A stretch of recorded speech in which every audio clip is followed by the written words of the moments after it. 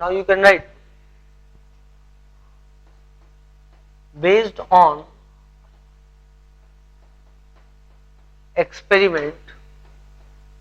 experimental findings, Rutherford concluded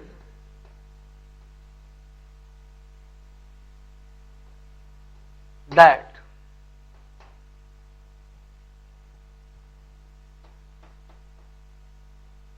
positive charge is present in very small area, and he termed this area as nucleus. So basically Rutherford did one thing, and that was discovery of nucleus. क्योंकि stability में टिकता नहीं, दो charges जो हैं वो यदि एक दूसरे के आसपास रखे हुए हैं और उनमें किसी प्रकार का आकर्षण है, जैसे ये पॉजिटिव चार्ज है, इसको न्यूक्लियस मान लिया, और ये इलेक्ट्रॉन है, यदि इसके चारों ओर घूमेगा नहीं तो ऑब्वियस सी बात है कि सेंट्रीफ्यूगल फोर्स तो खत्म हो जाएगा, तो सिर्फ सेंट्रीपिटल फोर्स लगेगा, तो ऐसे तो एटम खत्म हो जाएगा, मतलब इलेक्ट्रॉन जो है वो न्यूक्लियस के अंदर जाके घुस जाएगा, तो ऑब्वियस सी बात है उस केस में एटम की तो आइडेंटिटी खत्म ही हो जाएगी। इसलिए उसको पता लगा कि निश्चित रूप से जो है वो इलेक्ट्रॉन इनके चारों तरफ घूमते हैं और इलेक्ट्रॉन प्रेजेंट होते हैं। यदि इलेक्ट्रॉन न्यूक्लियस के अंदर होते तो वो केमिकल रिएक्टिविटी में भाग नहीं लेते, बट केमिकल प्रॉपर्टीज क्यों होती है? Chemical properties is due to the exchange of electrons. तो रिएक्शंस हो रही थी अलग अलग कंपाउंड्स में, तो इस बात को प्रूव करती थी there is exchange of electron which is taking place between the different atoms, और वो एक्सचेंज ऑफ इलेक्ट्रॉन भी अलग अलग कारणों से होता है। किसी को इलेक्ट्रॉन की जरूरत है, किसी के पास इलेक्ट्रॉन ज्यादा है, तो जिसको जरूरत है उसको वो इलेक्ट्रॉन दे देता है जिसके पास इलेक्ट्रॉन ज्यादा है, जिसका साइज बड़ा है, जैसे मेटल से, और जिसको इलेक्ट्रॉन की जरूरत है जैसे नॉन मेटल से, वो इलेक्ट्रॉन को लेते। तो यदि इलेक्ट्रॉन का आदान प्रदान दो एलिमेंट्स के बीच हो रहा है तो निश्चित रूप से जो है वो न्यूक्लियस के अंदर तो नहीं हो सकता, क्योंकि न्यूक्लियस के अंदर यदि वो न्यूक्लियस से चिपक के इलेक्ट्रॉन रहेगा तो उसको न्यूक्लियस से अलग करना ऑलमोस्ट इम्पॉसिबल हो जाएगा, तो केमिकल रिएक्टिविटी में पार्ट ही नहीं लेगा। तो एक बात तो ये थी कि न्यूक्लियस से दूर है वो, क्योंकि निश्चित रूप से इलेक्ट्रॉन जो है वो आयनाइज होता है। दूसरी चीज, वो घूम रहा है, ये इस बात से प्रूव हो जाता कि उसको एटम की स्टेबिलिटी समझानी पड़ती है। अब भाई ये दोनों चीजें आपस में एक दूसरे को आकर्षित कर रही है, इसका मास बहुत ज्यादा है, तो ऐसा कौन सा कारण है जिसके कारण ये जब आकर्षित कर रही है तो ये पास आ जाएगा, ये इसको निगल जाएगा न्यूक्लियस। तो ये कौन सी ऐसी चीज के द्वारा टिका रहे अपनी पोजीशन में? यदि बहुत तेजी के साथ घूमेगा तो एक आउटवर्ड डायरेक्टेड फोर्स जनरेट हो जाएगा। वो आउटवर्ड डायरेक्टेड फोर्स यदि जो इनवर्ड डायरेक्टेड फोर्स है, जो आकर्षण है बिटवीन टू चार्जेस, इनके बराबर हो जाए तो ये स्टेबिलिटी के साथ में घूमता रहेगा। आगे बेटा बात समझ ना।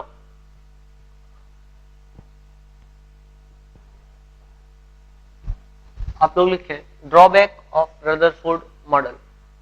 Drawback of Rutherford model.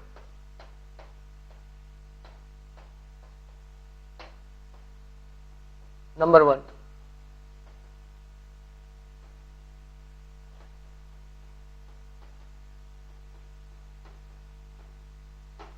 he could not explain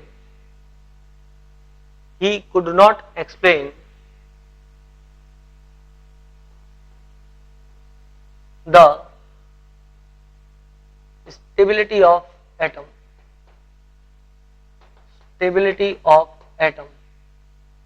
Because according to electromagnetic theory,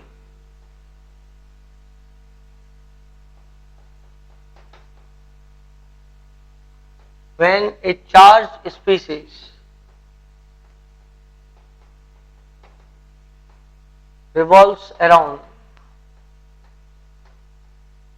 another charged species, जब कोई चार्ज स्पीसीज दूसरी चार्ज स्पीसीज के चारों तरफ घूमती है,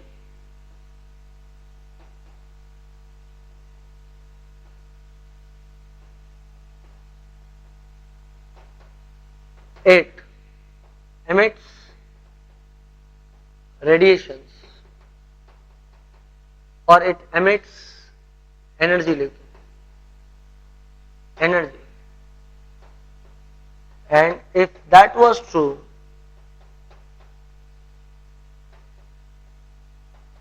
then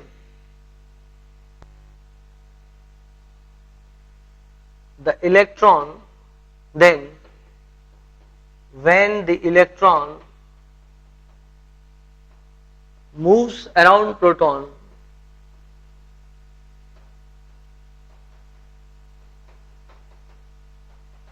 it will lose energy, वो एनर्जी को लूज करेगा, and therefore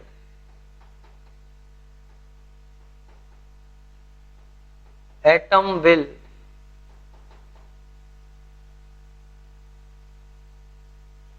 be destroyed. Therefore it will lose energy. इसको और समझाता हूं मैं. Therefore it will lose energy.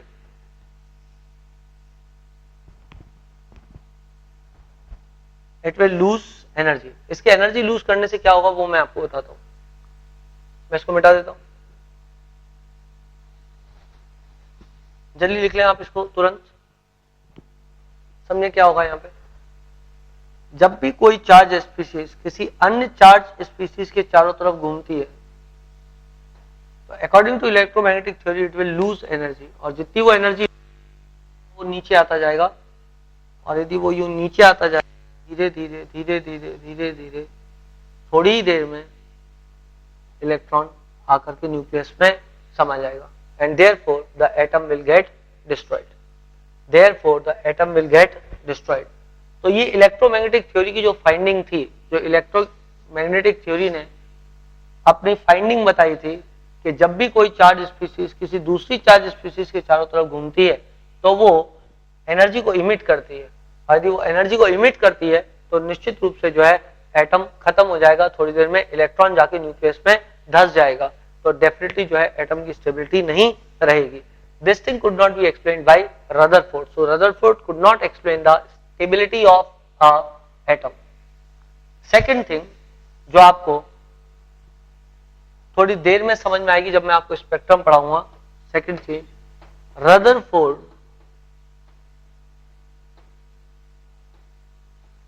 could not explain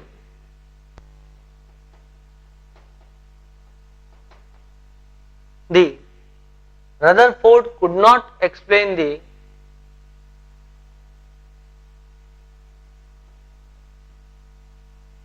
spectrum of hydrogen. अभी spectrum of hydrogen Bohr model के बाद आपको समझ में आएगा कि स्पेक्ट्रम ऑफ हाइड्रोजन क्या था. अभी आप इसको लिख लें.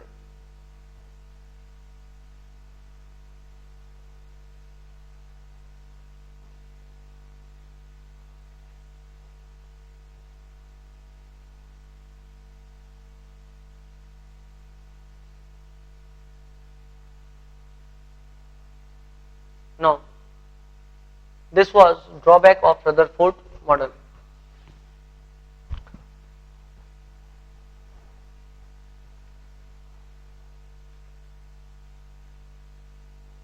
Now see one thing. There is one theory which is called as Bohr's model. और बोर मॉडल ये बात को समझाता है. बोर्स मॉडल जो है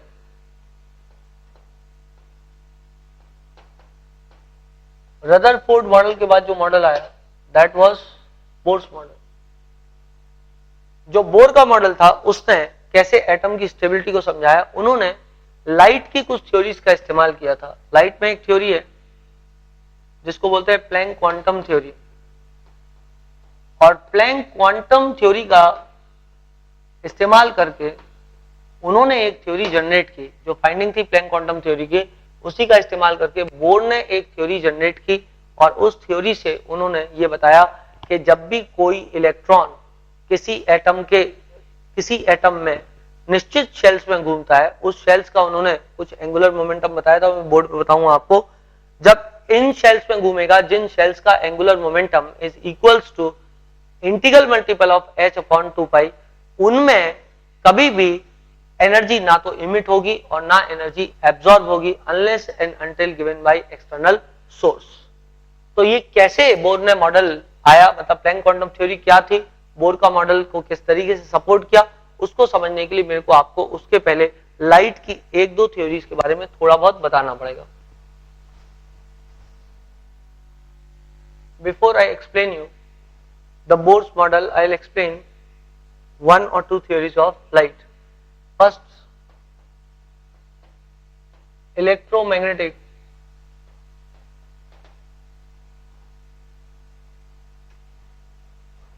theory of light. ये सारी थ्योरीज आपको ज्यादा डिटेल में जाएगी जब आप फिजिक्स में लाइट टॉपिक पढ़ेंगे। अभी मैं कनेक्ट करने के लिए आपको सिर्फ ये बता रहा हूं कि किस तरीके से रदरफोर्ड से बोर मॉडल ड्रॉ हुआ था। उसके लिए मैं आपको थोड़े ग्लिम्पसेस दिखाऊंगा लाइट के। बाकी this topics will be taken in a greater detail when you read physics. So electromagnetic theory of light Maxwell ने दी थी। इनफैक्ट मैक्सवेल के पहले न्यूटन ने भी एक थ्योरी दी थी, उसको बोलते थे कॉर्पस्कुलर थ्योरी ऑफ लाइट, जिसके अनुसार उन्होंने बोला था light is particularly present in the form of particles. पर लाइट में जो प्रॉपर्टीज होती हैं, जैसे लाइट की एक प्रॉपर्टी होती है रिफ्लेक्शन, एक रिफ्रैक्शन, एक इंटरफेरेंस और एक diffraction. All these terms again you will read in physics. इसमें से कॉर्पस्कुलर थ्योरी जो पार्टिकल लाइक नेचर था, सबसे पहले जो थ्योरी आई थी, कहीं पे आप साइड में लिख सकते हो, the first theory proposed was corpuscular theory of light given by Newton, according to which light is present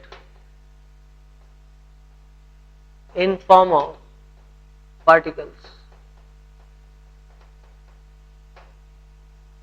This theory could explain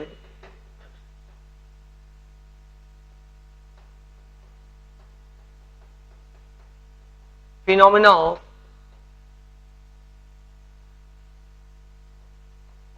reflection and refraction. I am not going in detail of these words because ultimately we will read it in physics. Phenomena of reflection and refraction, और मेरे को यहाँ पे कोई जरूरत भी नहीं इन words की, क्योंकि केमिस्ट्री में मेरे को जरूरत नहीं पड़ेगी कहीं पे। देयरफॉर मैं इस एरिया में जाके अपनी केमिस्ट्री वाले एरिया में वापस आऊंगा। This theory could explain the phenomena of reflection and refraction but could not explain phenomena of interference and diffraction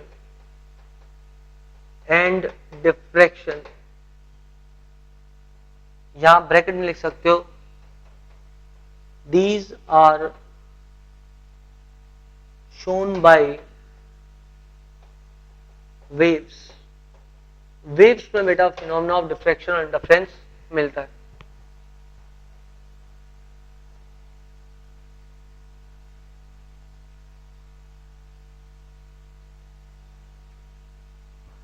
Now, chunki corpuscular theory of light, which was given by Newton, could not explain all this, therefore a new theory was created, and that theory was given by Maxwell, called as electromagnetic theory of light, according to which light is present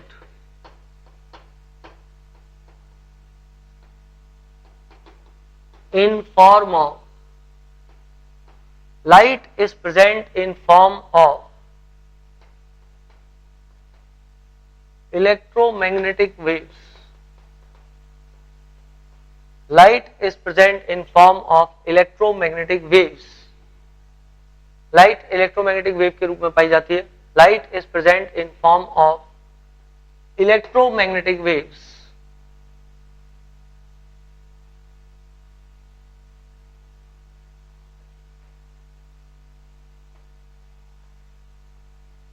These were associated with, या these waves were associated with both electric and magnetic field. These waves were associated with both electric and magnetic field,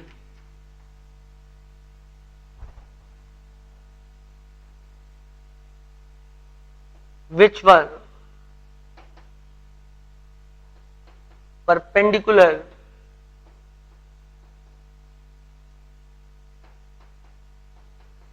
to the propagation of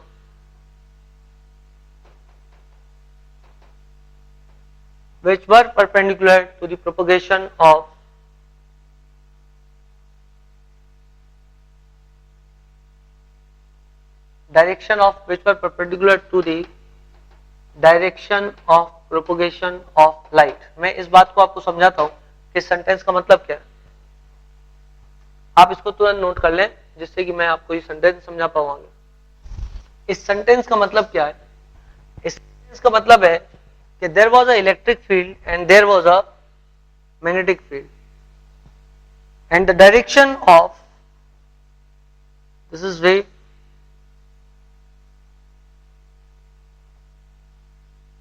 the waves are associated with both electric and magnetic field और direction of propagation of wave ये चल रहा है ऐसा। so this is direction of propagation of wave and this wave is associated with both electric and magnetic field whose direction is perpendicular to the direction of the propagation of wave। मतलब मैं ये कह सकता हूं, मैं इसको यूं बना दूं कुछ इस तरीके से, तो ये यदि थंब ऊपर जा रहा है, ये डायरेक्शन ऑफ मैग्नेटिक फील्ड मान लिया मान लो, और ये जो मिडिल फिंगर रन कर रहा है इसके परपेंडिकुलर और एक जो इंडेक्स फिंगर सामने की ओर रन कर रहा है, आपकी ओर आ रहा है, तो इसमें मैं बोल सकता हूं यदि एक किसी को direction of propagation of light मान लो मैंने direction of propagation of light index finger को मान लिया जो आपकी तरफ पॉइंट कर रहा है, और मिडिल फिंगर को मैंने इलेक्ट्रिक फील्ड मान लिया, तो ये क्या हो जाएगा? मैग्नेटिक फील्ड हो जाएगा। तो इसका मतलब क्या हुआ? इसका मतलब ये हुआ the direction of propagation of light is perpendicular to magnetic and electric field present. ये direction of propagation of light है यदि मान लो, तो इसके परपेंडिकुलर होंगे इलेक्ट्रिक और magnetic field and light exist mainly in form of wave according to this theory. तो तुम लोग लिख सकते हो, लिख लो वहां पे light exist in form of wave, light exist in form of wave in this according to this theory, light exists mainly in form of wave according to this theory, क्योंकि उन्होंने क्या बोला था? light is a kind of electromagnetic wave। now see this,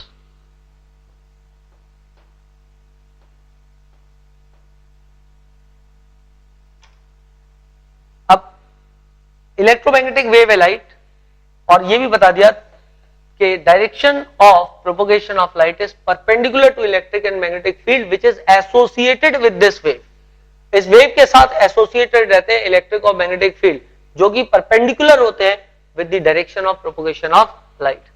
now some characteristics of wave. एक होती है wavelength. Wavelength क्या होती है? यदि ये वेव है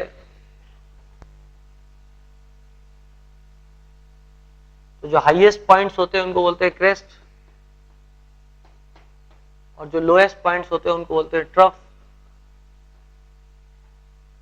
तो wavelength is distance between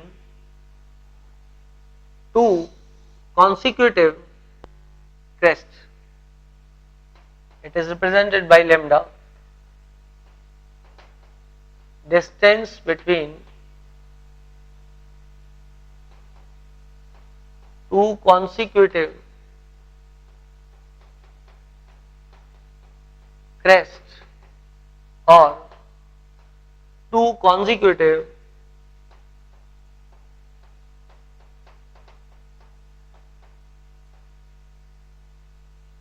troughs.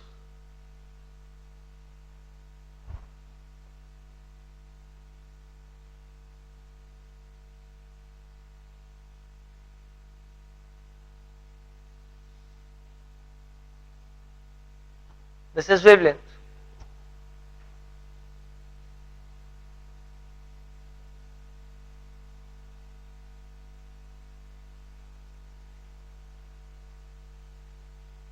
और वेवलेंथ की यूनिट हो जाएगी metre centimetre like this because it represents distance. Now wavelength यदि आप लिख चुके हो तो मिटा दूं।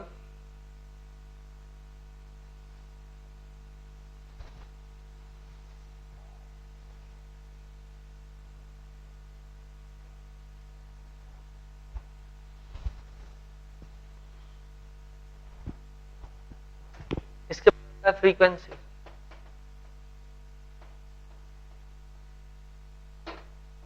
Frequency is inverse of time. तो frequency is how many times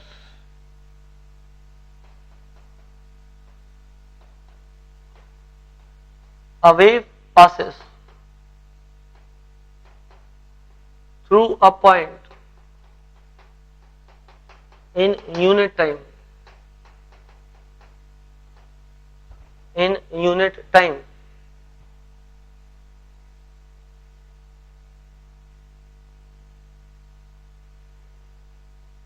That is number of waves passing through a point in unit time, and this unit time may be in 1 second.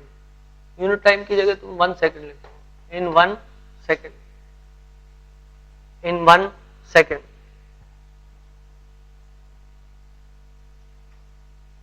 And the unit of frequency is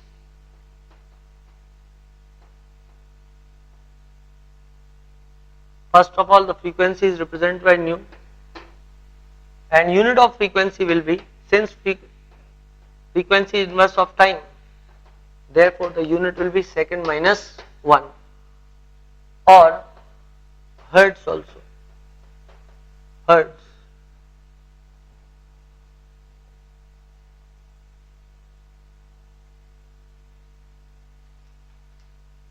Second minus 1 or hertz. Now frequency time period यदि मैं लूं तो time period बराबर कितना होगा? Time बराबर होता है डिस्टेंस अपॉन वेलोसिटी। टाइम बराबर होता है distance upon velocity.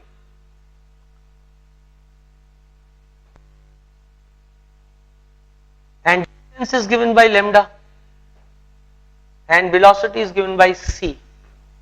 This c is velocity of electromagnetic radiation, which is constant, which is equals to 3 into 10 to the power 8 meter per second. And this lambda is obviously the wavelength. ये time है. Also, as we know, frequency is equals to 1 upon time. इसका मतलब that will be equal to c by lambda, inverse of time. So the frequency will become equal to c by lambda, where lambda is velocity of electromagnetic radiation, that is given by 3 into 10 to the power 8 meter per second. So this is like this.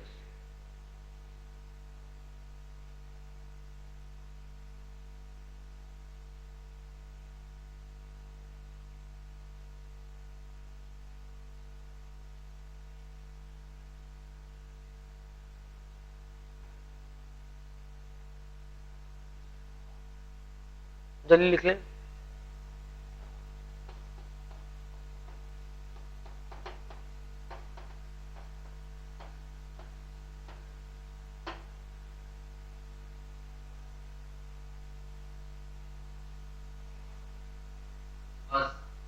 लिख लिया?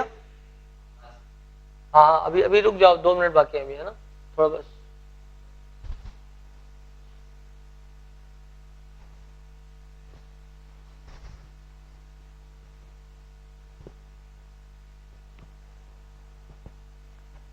Now, amplitude A. This represents height or depth of crest or respectively. Respectively.